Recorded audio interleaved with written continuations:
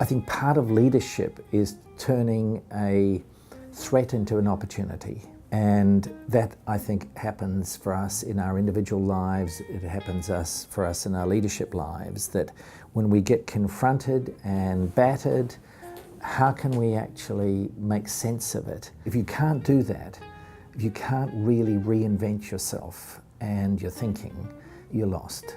And of course, people in high profile positions, it's almost a public process of reinvention, and that takes enormous courage, which I think is also one of the characteristics of innovation, and especially leadership and innovation. The courage to say, I stuffed up here, I need to change, I've got an insight. The evolution of consciousness, or the innovation within, is not a neat and tidy process.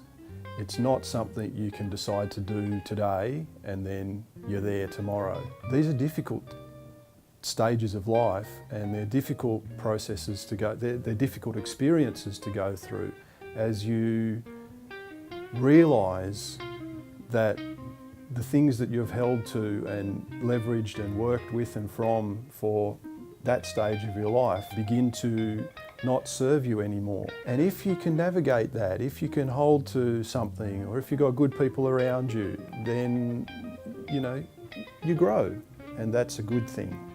There can be all sorts of obstacles that get in the way, and this is called arrested development.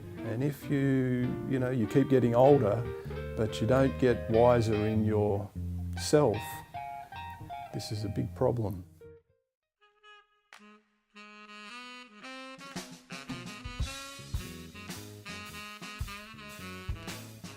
I think anyone who goes into this whole thing about innovation with an entitlement that they will find something that's innovative and that will make them $1 gazillion is an absolute fool.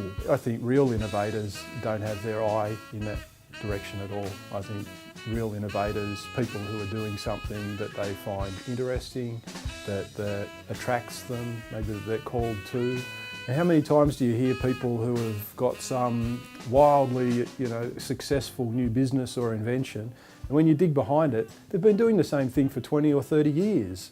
They're an overnight success based on 30 years worth of doing something that they love. I mentioned earlier on that I think I sort of see innovation in three processes: the sort of inspiration, the trigger of the need to do something different. The second one was really, what can we think about ideas? What could work? But the third one is very much around implementation. And I think that's where a lot of innovations fail. And there's an old Romanian curse that says, may you have a brilliant idea and never be able to convince anyone. I see fabulous ideas actually disappearing and never being picked up because there's the inability to sell the value and the benefit of those ideas. I think you can be a great innovator. In fact, there are many examples of very introverted innovator, ideas people who just can't win the acceptance and support to get their ideas implemented. The ability to win acceptance and win ownership, to me, is the big one.